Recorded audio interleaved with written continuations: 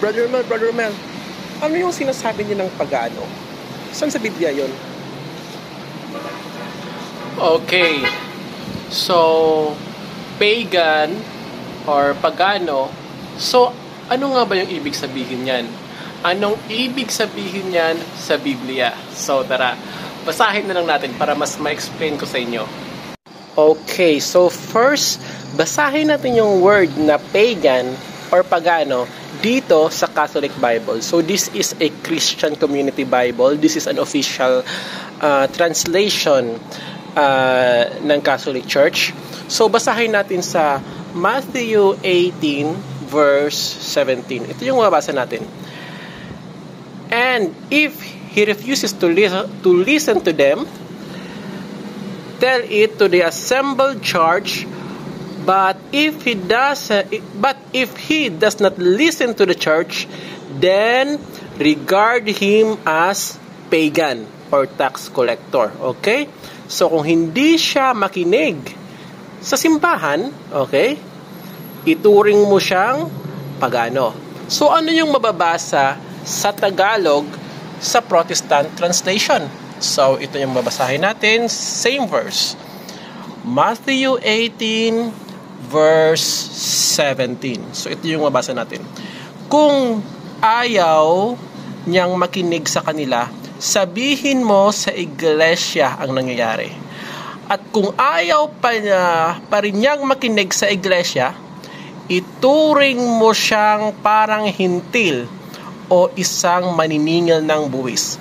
So ngayon, bakit dito ay hintil samantala sa Catholic translation ay pagan? So here's the question, okay? So bakit mababasa dito sa Catholic translation ang word na pagan or pagano, pero hindi mo mababasa ang word na pagan sa ibang translation? Ito kasi yan, okay? Ang word na pagan ay hindi nag-i-exist sa original Greek manuscript ng Biblia. Why? Ito. Because the pagan, of course, the pagan word is a Latin word invented by those who own that language. Siyempre, yung mga Romans, yung mga Roman Catholic, the Roman Catholic invented the word pagan, okay, para itawag doon sa mga hintil or Gentiles na hindi kaanib sa iglesia. Okay? So remember, there's two group of people in the Bible, Gentiles and Hudyo or Jewish. Pag hindi ka Jewish, automatic Gentiles ka. Okay? So ano naman yung tawag sa mga Gentiles na hindi kaanib sa iglesia? Ang tawag sa kanila in a Latin word na binigay ng mga Roman Catholic sa mga taong yan, ang tawag sa kanila ay pagan. Not necessarily na polytheistic or atheistic or ano pang paniniwala nila. As long na hindi ka kaanib sa iglesia or sa church, you are branded as pagan. Okay? Kaya hindi mo pwedeng ikapit sa Roman Catholic niyan ang word na pagan because the Roman Catholic invented that word for those who do not belong to the church. Kaya malinaw dito sa Matthew 18 verse 17 na kung ayaw niyang makinig sa kanila, sabihin mo sa iglesia ang nangyari.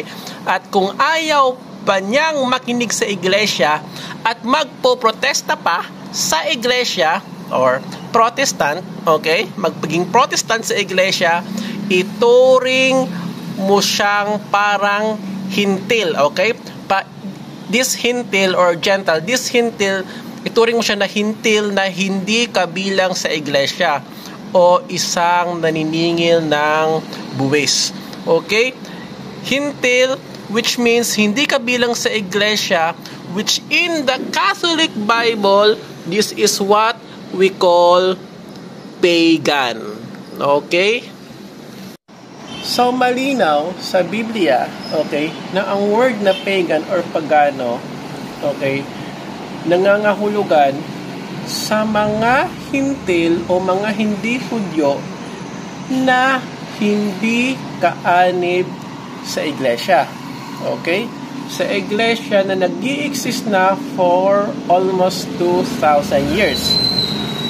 So ngayon, tanungin nyo ang mga anti-Catholics kung Hudyo ba sila or Hintil.